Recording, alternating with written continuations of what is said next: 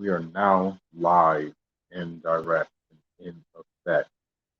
It's been a while since I've been live, but you know, uh, rather than make a video about this, I just feel like it's better just to discuss it in the live. And if people want to come on, or if people come, they can join the live. But I just really wanted to talk about these these developments that have been happening uh, in Haiti and in Cuba, but also some developments that have came to in East Africa as well. Unknowing to me.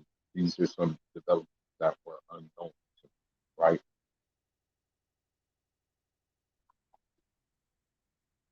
The thing about these regions, I'm going to start with the Caribbean. The Caribbean is usually a peaceful, calm, tranquil uh, region. People vacation there. People say we're going to Jamaica. People say we're going to the Bahamas. People say we're going to such and such island. And the thing is that because the Caribbean, for the most part, falls under, I want to say, Westminster style democracy.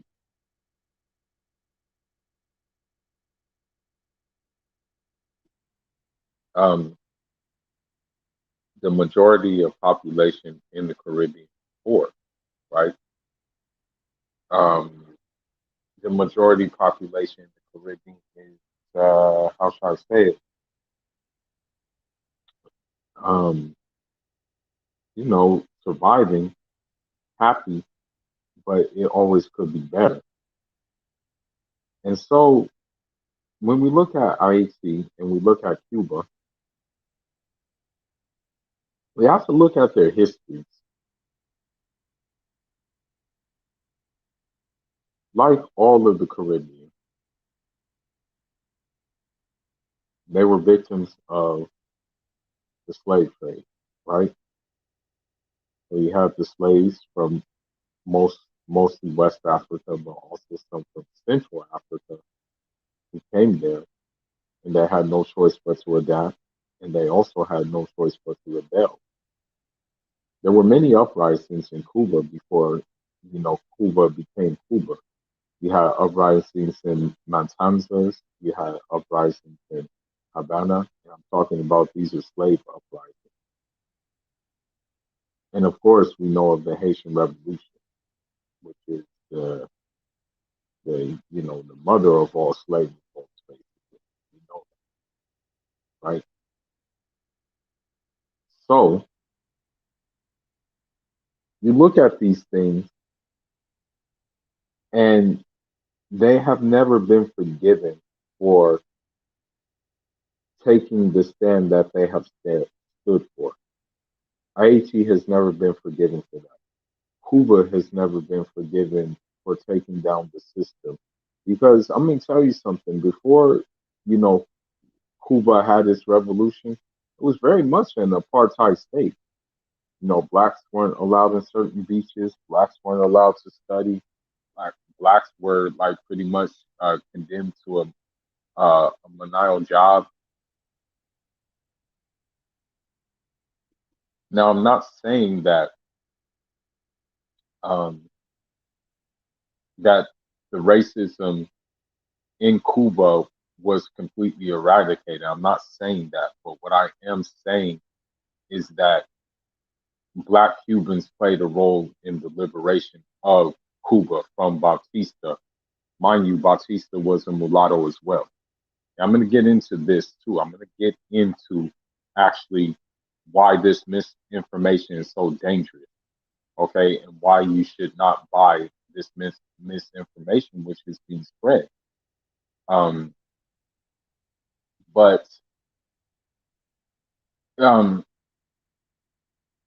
when Fidel Castro had his revolution, basically, the revolution was because of the simple fact that he did not want to give Cuba to the United States on a platter, and he saw the effects that other countries did when they did give the United States uh, its resources, its form of government on a platter. They saw the effects of banana republics in Honduras. They saw the effects of banana republics in Guatemala. They saw the effects of banana republic in Peru. They saw the effects of all that region that just decided to succumb to Westminster United States hegemony. And they were trying to break that cycle. But because of the embargo, they were not allowed to fully break that cycle. Once the embargo came, that just led to slow progress. But things still got done. Don't get it twisted. With the embargo, things still got like they still found ways, right? But now you have many actors in Cuba, and I'm gonna tell you something. The Cubans that you usually see in Miami, the Cubans that you see in Miami supporting like what's going on, like those Cubans 9 times out of 10 would support our apartheid state. 9 times out of 10. A lot of the Miami Cubans were also pro-Trump supporters. Okay, don't let it like fool you. A lot of those Miami Cubans are, hey, you put them in South Africa apartheid, they would feel right at home. You put them in apartheid in Italian East Africa, they would feel right at home. Um, Even for example, Vita Guerrera, the video model, she's bought into that freaking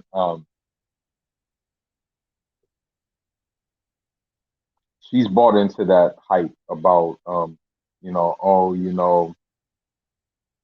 tired of dictatorships, I'm tired of oppression of the people and stuff like that, and everything of that sort. And of course, she put a thirst trap with her painted with Cuba, with wearing no clothes on, and things like that. And again, I made a video about it. She's pushing on 50, and she's still single. What does that tell you? You know, but it is what it is. I mean, that's hey, grow, die, die alone. Because that pisses me off. It's like I don't think she stepped foot in Cuba. That's the thing. I'm not saying there isn't any issue. I'm not saying that. Okay, everywhere in the world could use improvement. What I am saying is what the United States is doing is not right.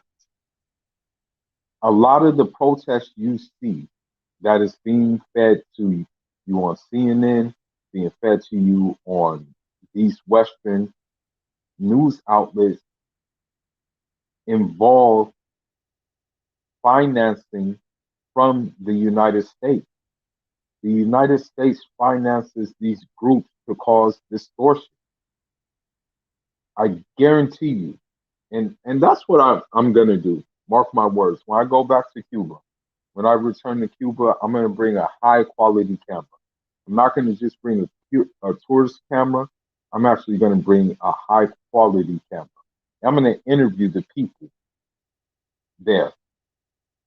Because when you talk to the normal Cubans, when you talk to the normal day to day Cubans, all they say is that things would be way better if the blockade was lifted. They say nothing about, oh, it's so bad over here.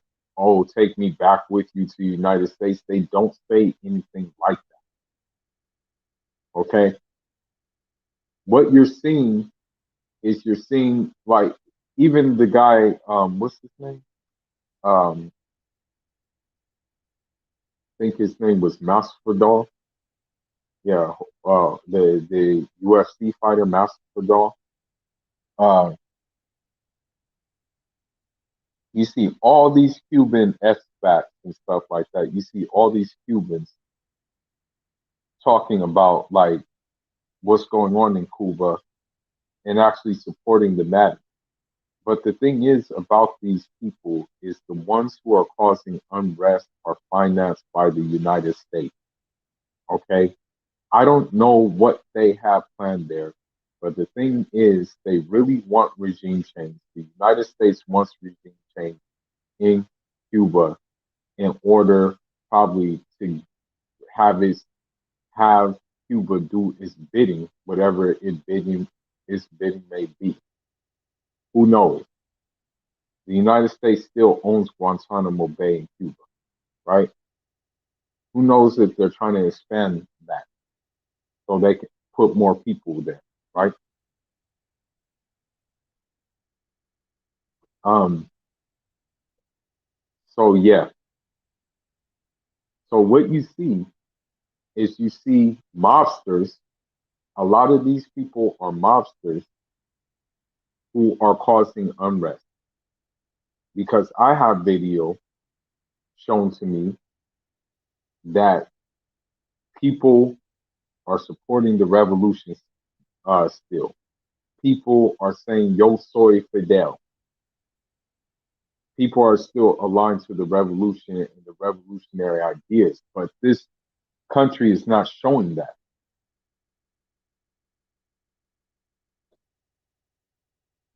and they won't show that. But they know. They know.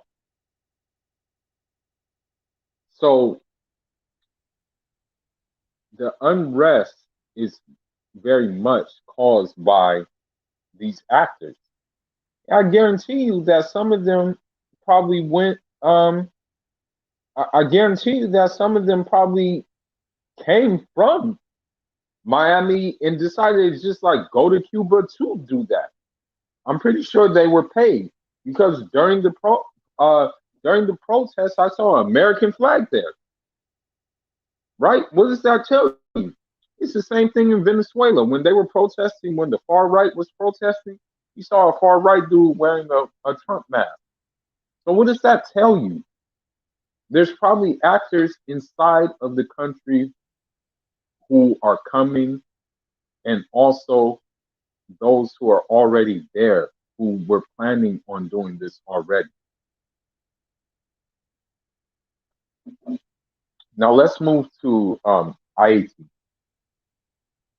As you know, the president was assassinated in Haiti. Nobody is saying that he was a good president. Nobody is saying that he was a model president. However, I think with him, he knew Haiti had work to go or work to do, and I think he was prepared to do the work. It must be said that Haiti has one of the lowest COVID rates, right? And yet Haiti doesn't really use vaccination. As a matter of fact, what he said is that Haiti actually uses um, a sort of ginger root to combat the COVID-19. And if you look on certain social media and things like that, then you will see that people were gathering and they had really no issue. There was no really big outbreak on it. So I look at the assassination, right? And it seems like the new leaders want to hand Haiti over as a platter. The first thing they said, this was the first thing they said. I'm like, what the heck is going on here?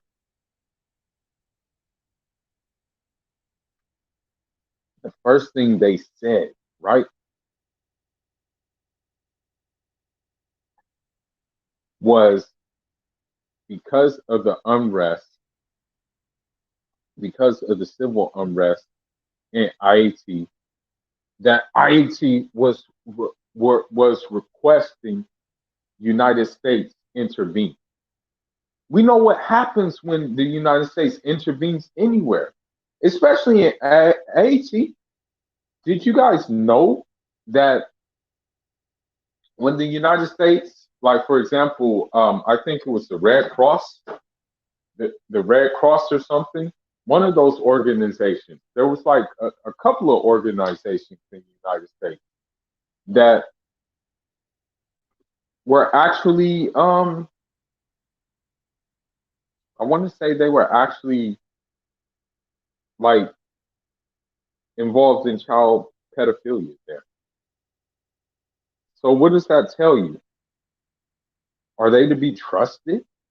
Why would you tell them to come to your country if they were not already instructed to come to your country? And believe it or not, the people who assassinated the president um, were trained in the United States. So what does that tell you?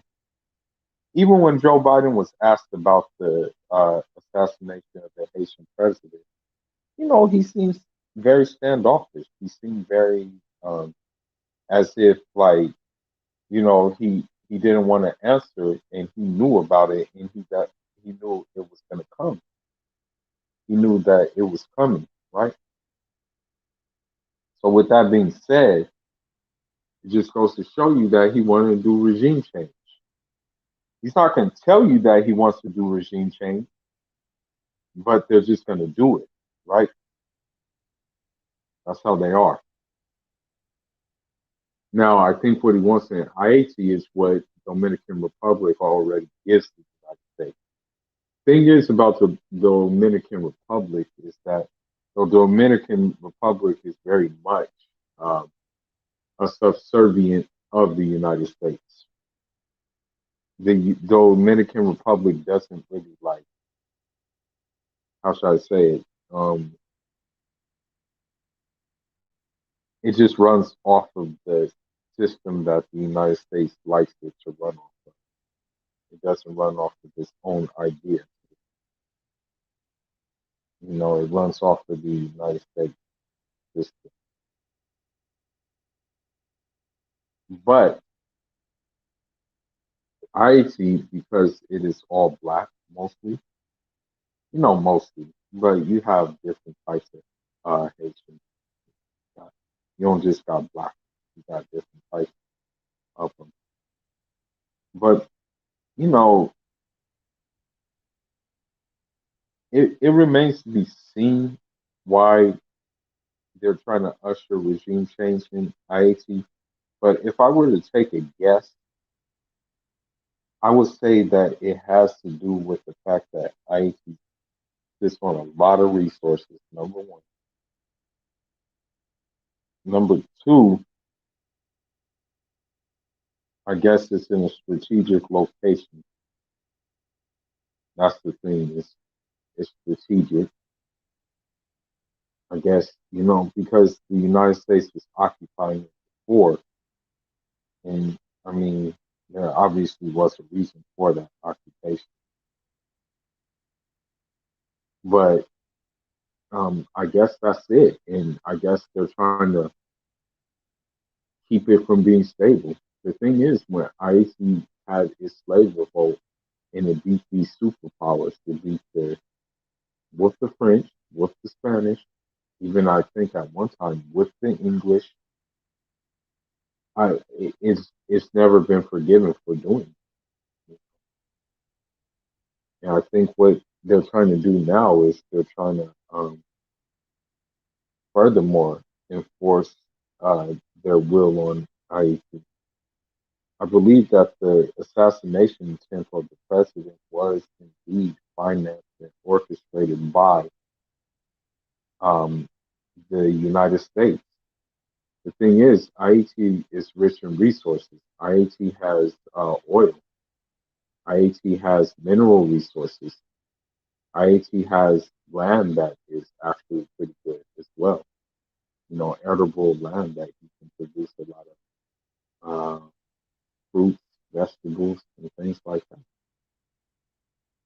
So I think the United States, honestly, what I think the United States wants to do with Haiti and wants to do with Cuba is it wants to turn them into banana republics. That's what it wants to do because they figure that if they're turned into banana republics, they'll profit more off of them. Um, Now, last but not least, I want to get into East Africa because unfortunately, you have the United uh, Snakes of America trying to start a proxy war in that area. And I'm going to tell you why they're trying to start a proxy war.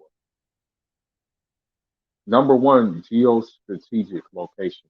Thing is about East Africa, namely Eritrea, namely Somalia, namely Djibouti, namely Ethiopia, is that these are very much geostrategic areas, especially Somalia and Eritrea, because they're they're um, they're on the sea. You know what I mean? They there's the Red Sea and then there's the Indian Ocean. So of course the United States is going to want to have a presence there in order to set up in order to like do its bidding over there. And so you look at the fact that these ports, these port cities are very important to the United States. And on I want to add something about Somalia. Somalia has not even touched 94 percent of its resources, and I think that just goes to show you that what's to come.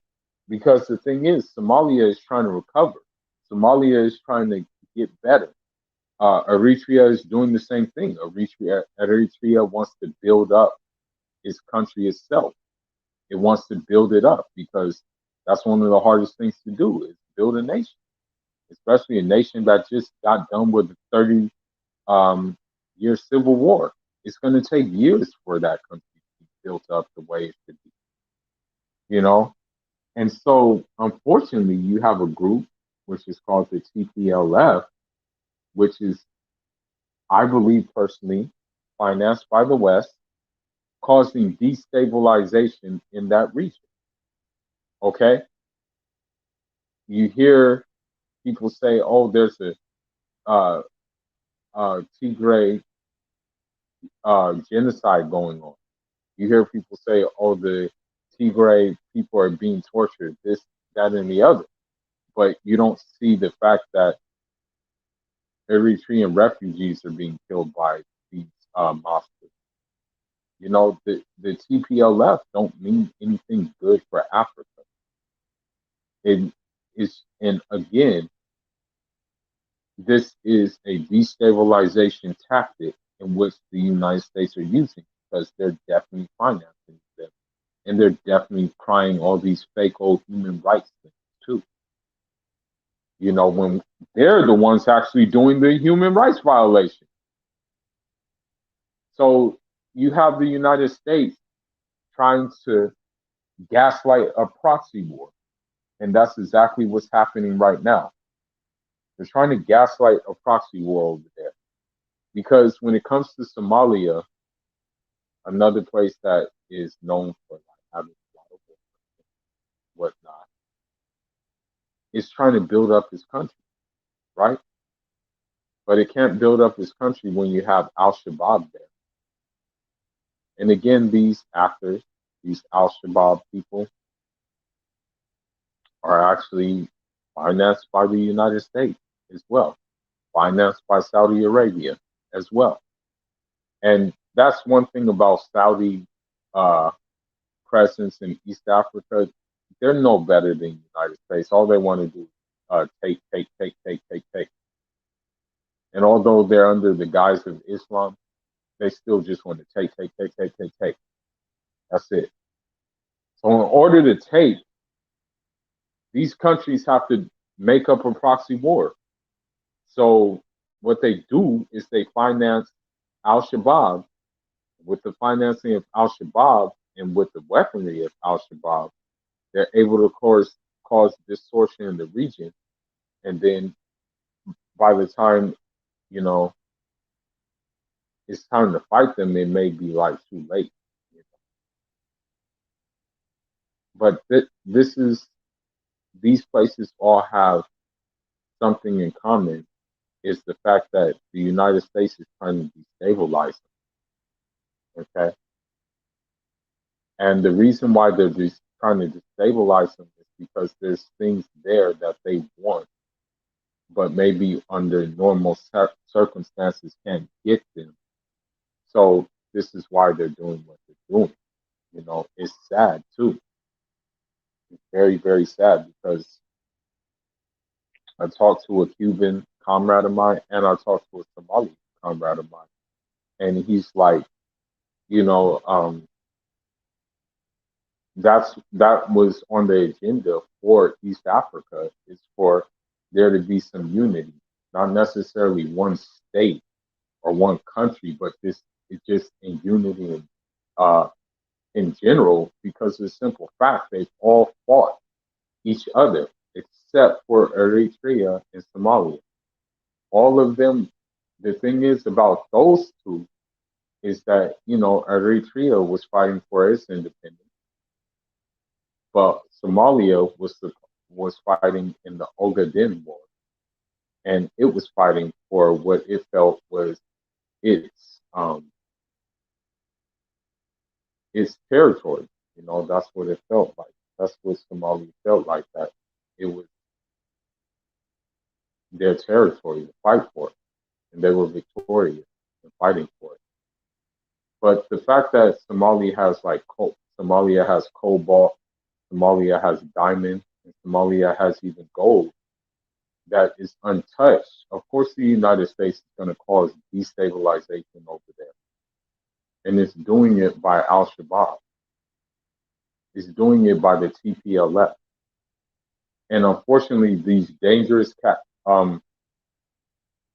media propaganda will throw the wool over your eyes. You know, you have to really try to dig for the truth of this matter. And so, it's sad, but these things may continue to happen. We may have to deal with this all the time. That the United States just may not let up in regime change in certain places. That's the thing. That's what it likes to do. If there's certain places where the United States feels entitled to its resources, feels entitled to have its own political ideology, although not all the time Westminster democracy benefits every person, because I'm gonna be honest with you, Westminster democracy did not really benefit Africa whatsoever. It really didn't. So with Westminster democracy and them trying to spread it to Africa and also Cuba and the like thereof, all they're trying to do is take, take, take. Uh, Muammar Gaddafi, Rahmatullah alayhi, his son said it best that when it comes to the Caribbean, when it comes to Africa, the United States looks at it as a cake, and it really wants to have its cake and eat it too in regards to these places. You know, um, you see misinformation about, for example, you see misinformation about the Tigray Liberation Front or whatever their name is, right? You see that they called it a genocide, stop genocide for Tigray, things like that. They call it a genocide, right?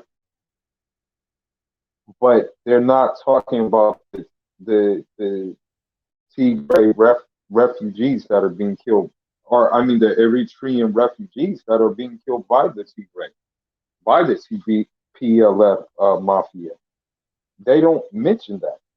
Okay, if you're so concerned with human rights, why aren't you talking about that?